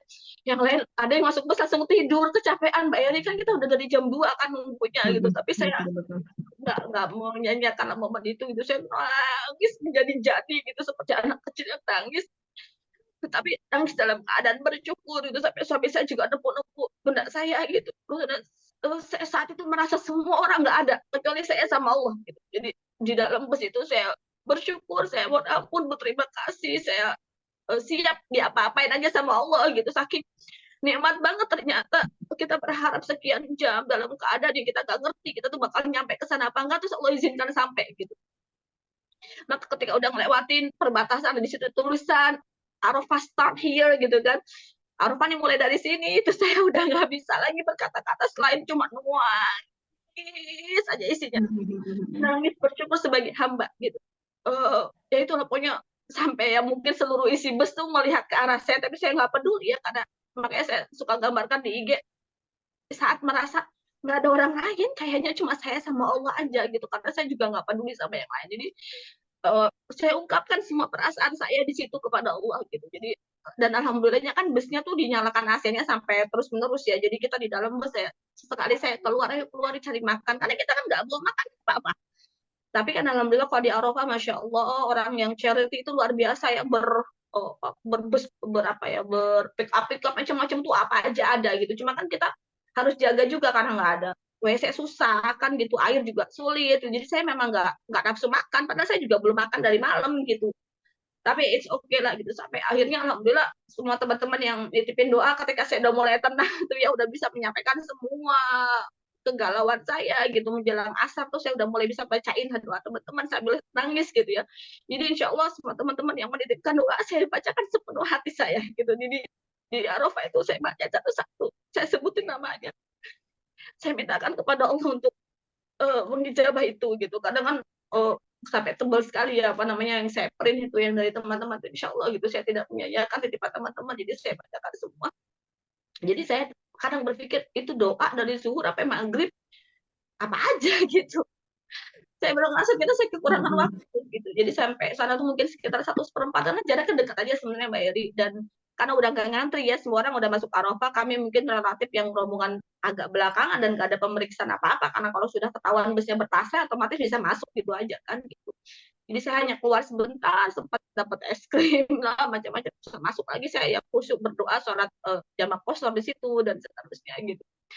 Jadi itu memang pengalaman sangat amat berharga yang mungkin kalau saya nggak dapat kesulitan di awal gitu ya, misalnya bisa masuk tenda sejak awal atau apa, mungkin rasa bersyukurnya nggak segitunya gitu. Tapi saya merasa mungkin memang kadang-kadang Allah tuh harus jatuhin kita sampai jatuh banget biar kita tuh ngerasa nikmat banget ya ditolong Allah itu gitu.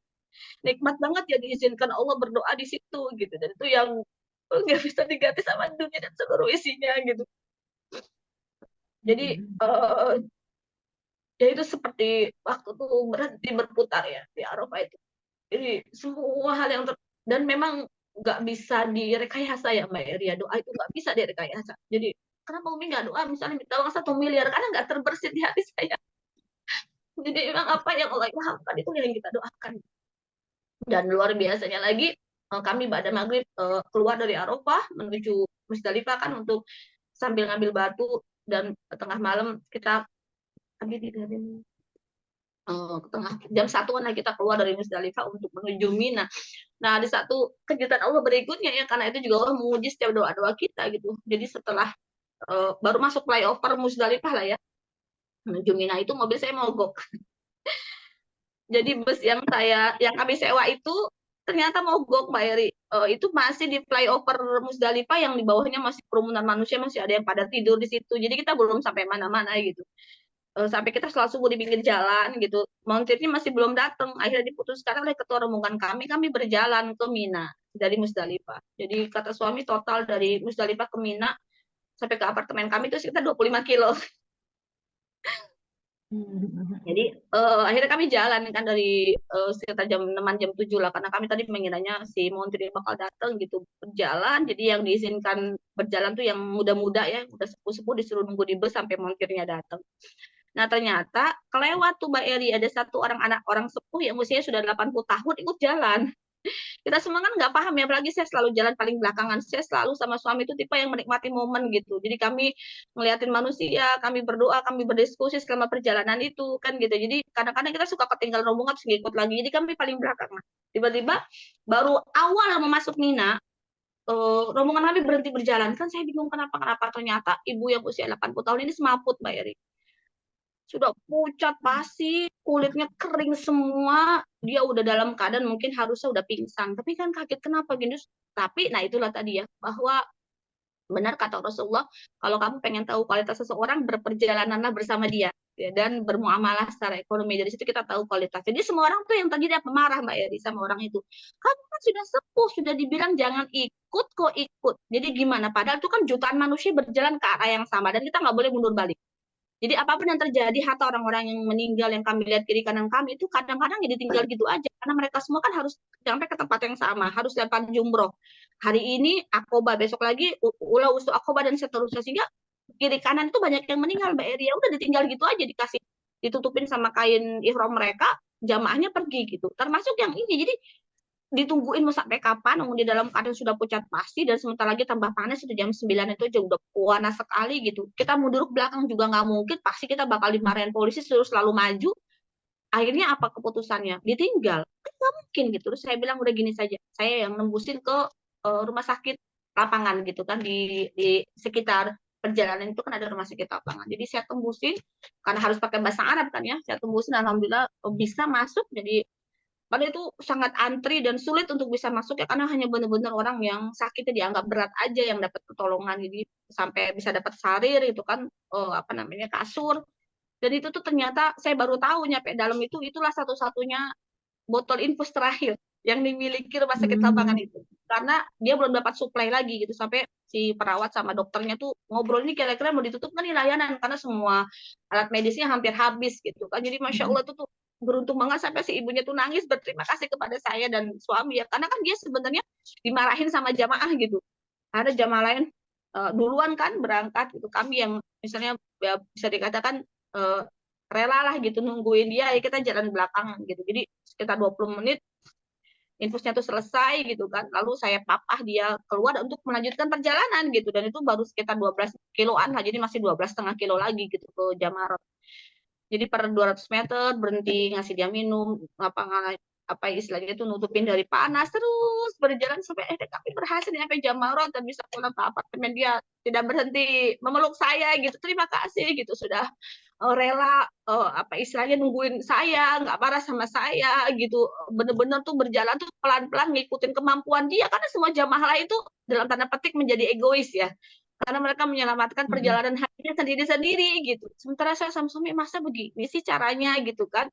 Ya udah bismillah ya Bi, ya udah kan saya yang alhamdulillah ngerti bahasa Arab, saya yang tembusin, saya yang ngobrol sama dokternya, terus yang inilah suami kan emang harus hanya boleh satu yang kemudian masuk ke dalam kan, sambil nunggu di luar apa namanya rumah sakit lapangan itu gitu kan.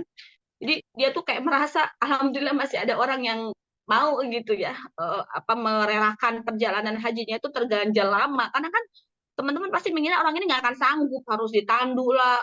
Ternyata kalau nyewa kursi roda untuk didorong sampai Jamarat itu, saya tanya harganya hampir 4 juta sampai 5 juta gitu. Ibunya nggak punya uang, saya juga nggak bawa uang gitu. Saya pinjam ke rumah sakit lapangan nggak boleh, ini aset rumah sakit lapangan nggak boleh dipinjam sampai sana. Anda kembalinya gimana? Macam-macam. Ya itu tadi Mbak, itu jadi saya jalan timik-timik pelan-pelan gitu ya, sampai akhirnya nyampe sana mungkin sekitar jam 1 buat. Jadi kami berjalan sejak pada subuh sekitar 6 jam. Masya Allah. 6 sampai 7 jam ya. Bisa lempar jumroh ibunya sampai udah kayak apa tau lah, wajahnya udah enggak. Tapi kan memang solusinya memang hanya maju Mbak Eri, nggak bisa mundur dan bertahan di tengah-tengah, itu jelas Hmm. mungkin gitu. Bismillah akhirnya berhasil gitu kan. Terus pulang ke apa ke apa namanya, ke rumah transit kami itu untuk malamnya tawaf ifadah dan sa'i ke Mekah. Tapi kalau ibunya besoknya ya, karena nggak kuat malamnya, saya langsung berangkat tawaf ifadah dan sa'i. Nah itu juga mungkin saya baru sadar limitasi kekuatan saya ya. Jadi itu susah sekali masuk Ka'bah. Kenapa? Karena padat, 5 lantai itu penuh semua Mbak Yedi. Akhirnya kami hanya dapat di lantai paling tinggi, lantai atas.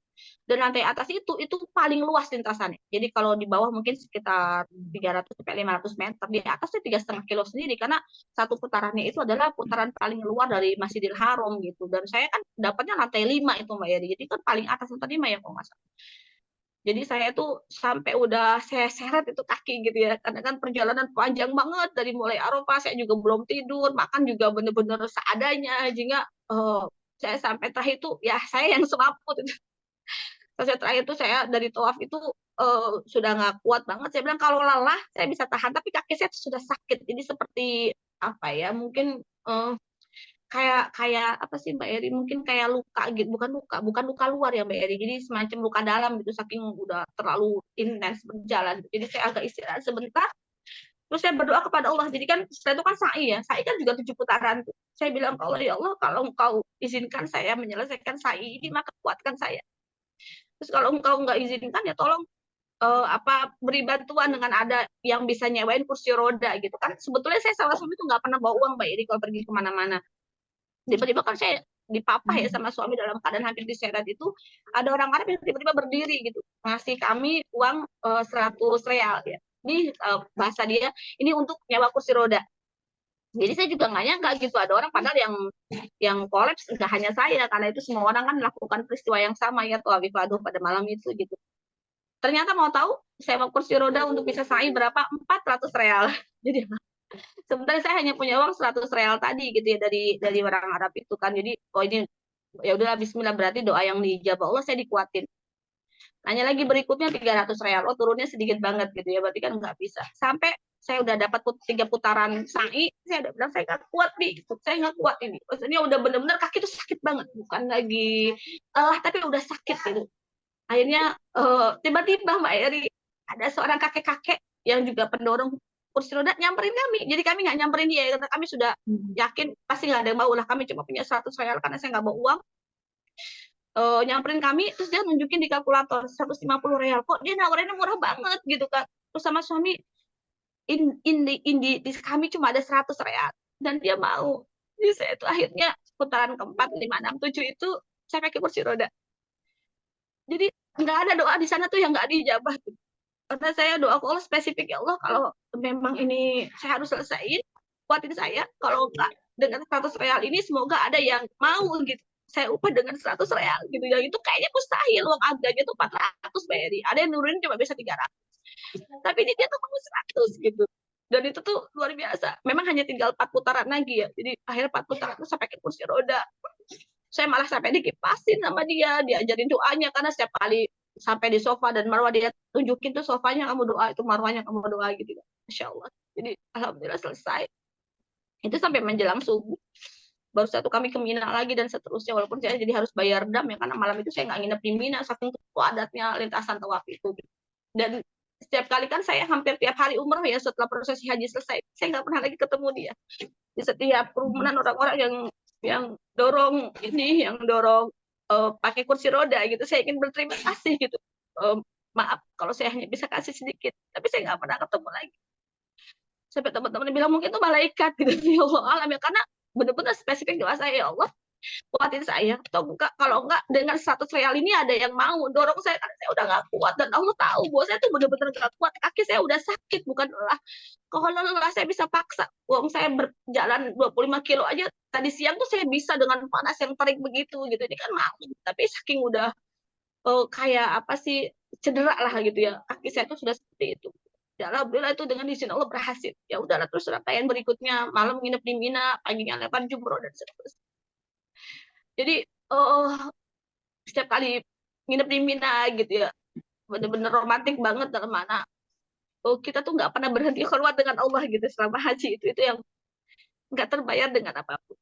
Sehingga memang ini harus diperjuangkan teman-teman, harus diperjuangkan, karena kebahagiaan sejati seorang muslim adalah kalau dia bisa berangkat haji. Nah, mungkin ada yang mengatakan, oh, jangan pakai selain ini haji, ya monggo. Tapi kalau saya bertanya kepada guru saya bahwa justru haram orang-orang yang mempersulit orang-orang untuk berangkat haji. Jadi justru yang haram itu adalah orang-orang yang menyulitkan, bukan yang malah mempermudah dengan berbagai cara itu.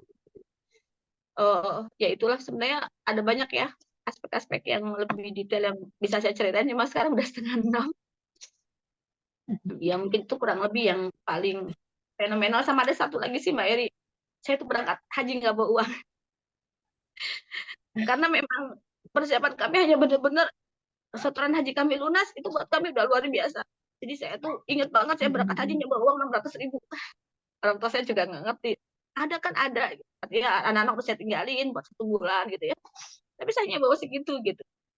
Dan itu pun hari ketika saya di Mekah udah saya beliin gamis hitam ya, anak saya kan cewek-cewek minta gamis hitam sudah langsung habis gitu.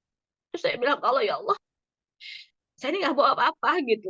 saya tuh jadi tamu engkau, saya pasrah aja gitu. Sama engkau mau diapain aja ibaratnya gitu. Karena kan tadi ya di dalam proses haji itu kan banyak patungan kadang-kadang apalah yang nggak terduga gitu. Terus saya bilang sama suami, Bi, ini kita kan extend ya lama gitu, di sana. Ayo kita adain umroh gitu ya. Badan umroh buat teman-teman yang fikoh percaya. Ini nanti buat yang merasa kemarin menitipkan badan umrohnya ke kami baru mau ngirim karena saya pulang haji tuh hampir 1 bulan merawat anak-anak sakit jadi pikpek lah ya belum sempat. Dan itu tuh dengan izin Allah gitu. Ada beberapa teman yang mengamanahkan badan umroh kepada kami gitu. Sehingga mungkin kami itu berangkat nggak bawa apa-apa. Tapi kami itu pulang dibekali Allah gitu. Dan itu tuh sesuatu yang benar-benar uh, Mekah Madinah itu negeri ajaib yang ada di dunia. Nggak ada satupun doa yang nggak diijabah. Hari-hari terakhir itu saya bilang, oh ya Allah, semoga ada 2 orang lagi yang badal umroh gitu. Saya bilang gitu kan. Nggak lama kemudian ada yang DM kan, ada 1 orang gitu kan, badal umroh. Oke, hari ini saya membadalkan sama badalin dari keluarga, kan dari kakek, nenek, dan seterusnya gitu. Terus saya tuh pas doa berikutnya bilang, ya Allah, saya kan doanya 2 gitu. Kan soalnya saya doanya kan di depan multazam, pasti kau kabulin, tapi kok yang daftar cuma 1 gitu. Sampai berselang 2 hari kan belum ada lagi. Terus saya pasang iklan lagi. Hari berikutnya ada yang daftar lagi 1. Saya tapi terus saya berdoa, ya Allah terima kasih gitu. Kamu nggak pernah menyalahi janji. Jadi doa apa aja tuh Mbak Eri nggak ada yang pleset gitu. Yang kata sesuatu yang sepertinya sepele, saya pengen dapat duduk di depan multazam misalnya gitu, itu tuh ya langsung diijabah sama Allah. Apa aja Mbak Eri, apa aja, tetapi kita nggak bisa merekayasa doa, itu yang saya maksud. Itu tuh benar-benar datang dari hati yang paling dalam, diilhamkan Allah gitu, bukan yang ya kan kadang orang berpikirnya yang gimana ya, enggak, memang itu yang terbersit gitu. Itu yang juga jadi apa namanya ininya Allah gitu ya. Jadi mungkin closing statement saya kali ya sebelum nanti kalau ada yang mau tanya-tanya sebelum kita tutup. Uh, saya tuh terkoreksi banget Mbak Eri dalam hidup saya. Kadang-kadang kita tuh suka gokil ya sebagai hamba gitu, nggak bergantung pada Allah 100% gitu. Saya mengakui saya tuh kurang manja sama Allah. Gitu. Karena saya tipe orang yang bekerja keras dalam ikhtiar. Gitu. Kadang lupa minta izin Allah, itu koreksi pertama buat saya. Koreksi yang kedua, kita harus sadari bahwa seberapapun besar rasa kecewa kita terhadap apapun apa ya ketetapan Allah dalam hidup kita gitu. Tuhan kita tuh maha baik, maha bijaksana gitu. Kitanya aja yang kurang ilmu gitu, untuk menyelami bahwa semua kepahitan dalam hidup kita tuh sebenarnya hal manis yang Allah berikan. Kalau kita merasakannya pakai iman.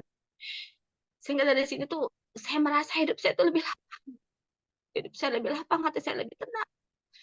Ketika saya berhadapan dengan masalah besar dan saya kayaknya tuh otak saya beku, nggak bisa mikir gitu. Saya tahu, saya langsung bilang, ya Allah, saya punya Engkau yang maha besar. Yang dulu itu tuh cuma bisa saya ucapin gitu. Kalau sekarang saya rasain gitu. Bisa saya yakini, dan itu tuh perjalanan iman yang luar biasa gitu. Yang teman-teman juga harus alamin itu. Dan itu tuh nggak bisa diteoriin gitu. Itu harus dirasain. Harus kita yang memproses diri kita sendiri sampai di tahapan yang kita tuh meyakini bukan karena kita katakan gitu ya, karena kita meyakini. Akhirnya sekarang ya apapun ya yang saya alami dalam hidup gitu, saya kan dulu kayak sedih banget gitu, S3 saya berbelas tahun nggak lulus gitu. Sekarang saya ngadepinnya ya nggak apa-apa gitu. Kalau Allah belum izinin nggak apa-apa. Saya akan ikhtiar berdasarkan ilhamnya Allah, tapi kalau belum lulus juga nggak apa-apa. Anak saya bisa kenapa? Nggak apa-apa ya Allah, nggak apa-apa. Asal kau ridho nggak apa-apa. Itu yang akhirnya jadi tagline hidup saya sekarang gitu. Kalau engkau ridho nggak apa-apa gitu. Kadang-kadang nggak sesuai dengan ekspektasi kita sebagai manusia, karena kadang sebagaimana kata saya Syarawi Mutawali, kita tuh menyangka itu kebaikan padahal belum tentu itu kebaikan buat kita. Maka apa yang telah menjadi kodok itulah sebenar-benar kebaikan buat kita. Ya mungkin itu Kak Mayari yang bisa saya sharing buat teman-teman hari ini. Iya, Masya Allah ya, menguras emosi. Bener dari tadi aku nahan. Nahan untuk tidak menangis. Karena ya itulah gitu, apa namanya, mendengarkan perjalanan haji sama dari teman-teman yang berangkat haji itu aduh emosi kita tuh benar-benar ikut keaduk-aduk gitu, mendengar keajaiban-keajaiban yang umat sendiri merasakan. Jadi jawaban Allah itu straight to the point, langsung gitu ya, langsung dijawab sama Allah gitu. Tapi kita juga nggak bisa ngakali Allah gitu, kayak tadi minta 1 M, ya Allah kasih 1 M, tiba-tiba Pak gedebruk 1 M, kan nggak gitu gitu ya. Dan apa namanya, diuji secara langsung gitu ya, itu kan tadi mendengar perjalanan, apa namanya, ada kasus nenek-nenek yang sepuh itu tadi, terus nunggu bis yang nggak datang-datang, itu benar-benar Allah uji emosi kita gitu kan ya. Kalau nggak tahan, To the sebagaimana limit lah Mbak kebiasaan Eri, kita. itu tuh bener-bener Ah, push to the limit. iya, sebagaimana kebiasaan kita, mungkin kalau di sini kan pasti emosi gitu loh. Emosi ini kenapa begini gitu loh. Emosi itu pengennya ngomel-ngomel dan segala macem, itu kan Allah uji juga gitu. Seberapa sabar dan lain sebagainya. Gimana harus mencari solusi dengan sangat cepat, memutuskan dengan sangat cepat. Masya Allah, luar biasa gitu ya. Aduh, ikut tren rasanya. Ada yang tanya nih Ustazah nih. Dari Mbak Trianila. Assalamualaikum Ustazah, izin bertanya, mana yang harus diutamakan, mengumrohkan atau menghajikan orang tua atau diri sendiri terlebih dahulu, di mana dananya terbatas Ustazah? Hmm. Wah ini kalau menurut saya ini kan dua kewajiban ya. Salah satu birrul walidain yang harus kita lakukan, bukan harus kita lakukan, yang bisa kita lakukan ketika orang tua kita sudah meninggal itu kan beramal soleh untuk mereka ya, seperti menghajikan, mengumrohkan gitu. Termasuk juga haji dan umroh buat kita sendiri, haji ya terutama buat kita sendiri juga kan sebuah kewajiban gitu. Tapi kalau dananya terbatas ya dengan izin Allah, kalau saya sih karena memang orang yang sudah meninggal itu hanya bergantung kepada kita ya kesempatannya begitu. Saya lebih menghajikan atau mengumrohkan orang yang sudah meninggal dulu gitu, karena ibaratnya kalau kita masih bisa kita upayakan gitu.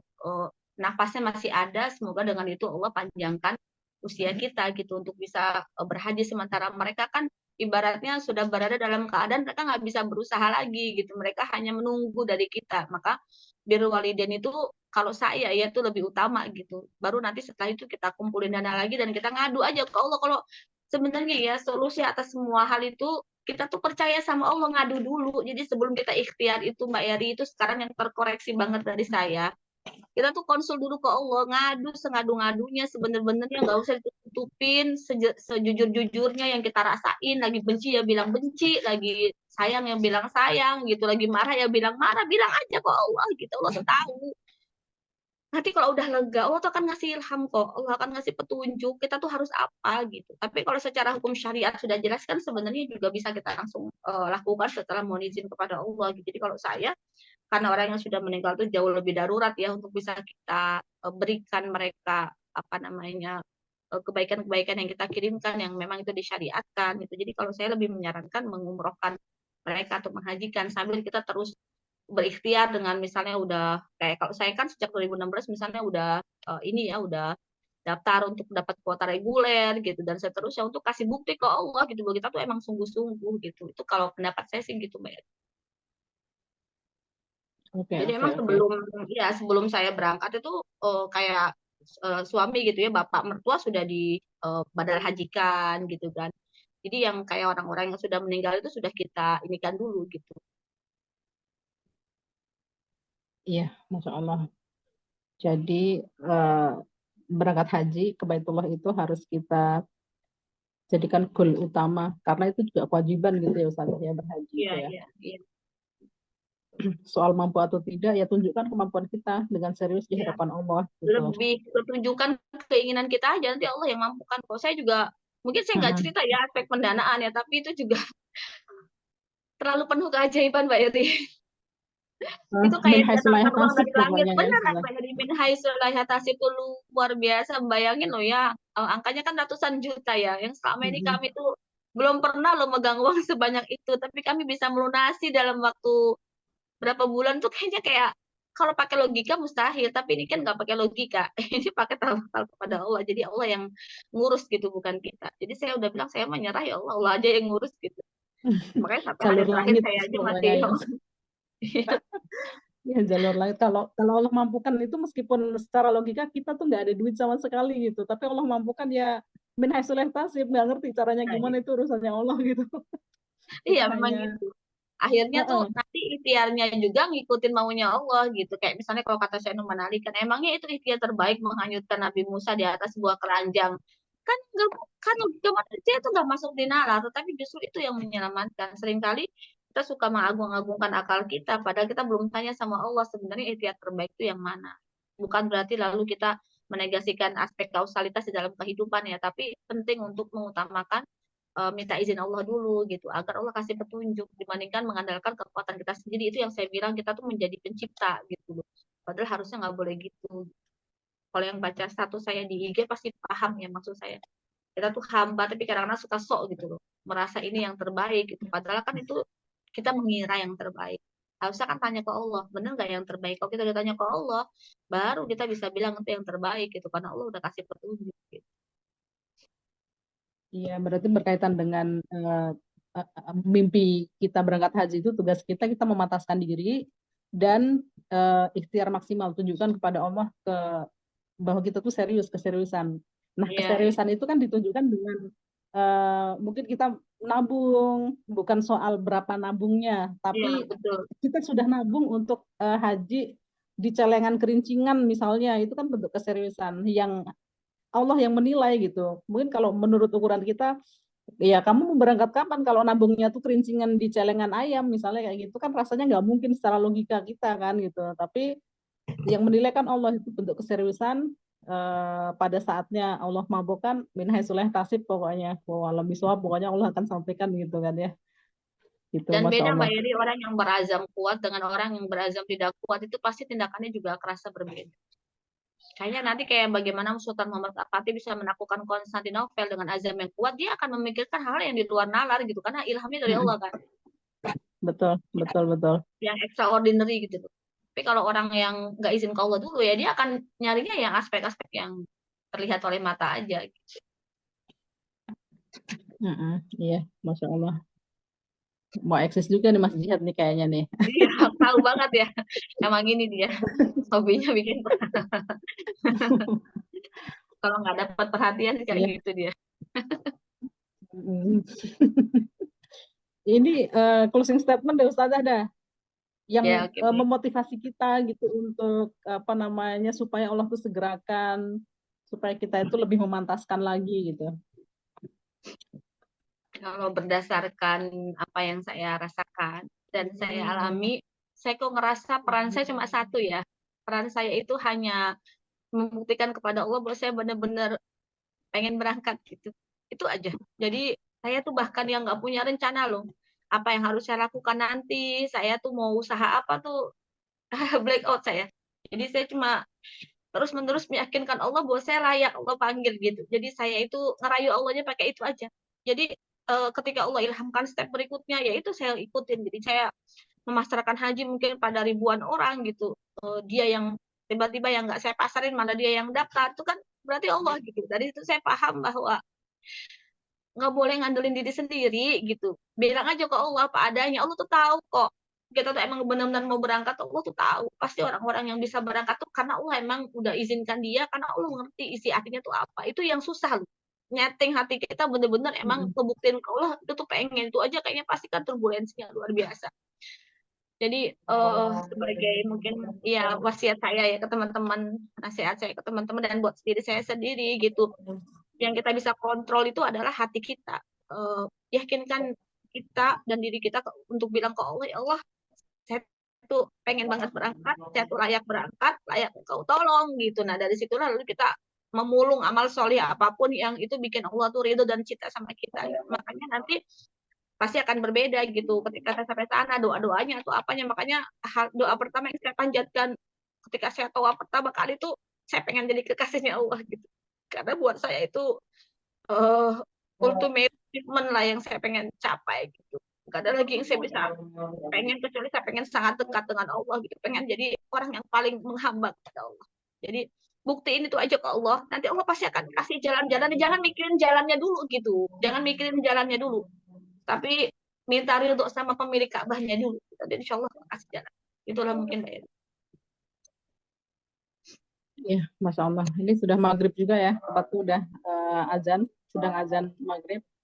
Ya, kita cukupkan sampai di sini dulu ya, sharing tentang perjalanan haji dari Ustaz Ahmeti. Semoga ini semakin memantapkan kita, gitu ya, untuk makin giat lagi. Jadi buktikan diri kepada Allah seperti yang disampaikan Ustaz Ahmeti tadi, bahwa kita ini mampu ya Allah, gitu, bahwa kita ini layak ya Allah. Nah, kemudian tempuh jalurnya, jalur langit, jalur darat. Jalur langit ya tadi kita banyak sholat hajat, tahajud, sholat taubat, sayyidul istighfar dan lain sebagainya. Kemudian jalur daratnya, ini Ustaznya mati lampu atau gimana nih? Iya. Jalur mati lampu ya. Saya pakai data HP ini sekarang, tadi pakai WiFi. Mangga dilanjut Mbak Edi postingnya. Iya. Ya, jadi kita serius gitu ya, serius bahwa kita ini menunjukkan kepada Allah kita ini mampu dan kita ini layak tempuh jalur langit, tempuh jalur darat. Jalur daratnya berarti tadi maksimalkan ikhtiar dan membuktikan kepada Allah keseriusan kita gitu. Nanti Allah yang akan menilai dan Allah yang akan membalas itu semua gitu.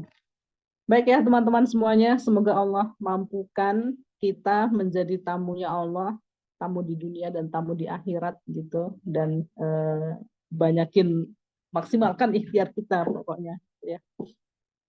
Baik, kita akhiri forum kita pada sore hari ini dan istighfar, doa kafaratul majelis dan alhamdulillah. Astagfirullahaladzim.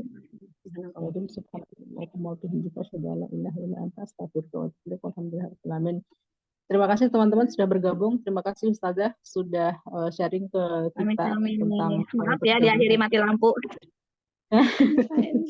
Iya, tandanya karena udah maghrib udah segera yuk sholat gitu ya. Iya, Masya Allah ya, tepat ya, nggak mati lampunya dari tadi. Alhamdulillah, itu yang terbaik dari Allah. Iya, Masya Allah. Baik, sampai ketemu di forum berikutnya, insya Allah kita akan ketemu. Bila lidah wa taufik, Assalamualaikum warahmatullahi wabarakatuh. Waalaikumsalam warahmatullahi wabarakatuh. Mohon maaf lahir batin semuanya.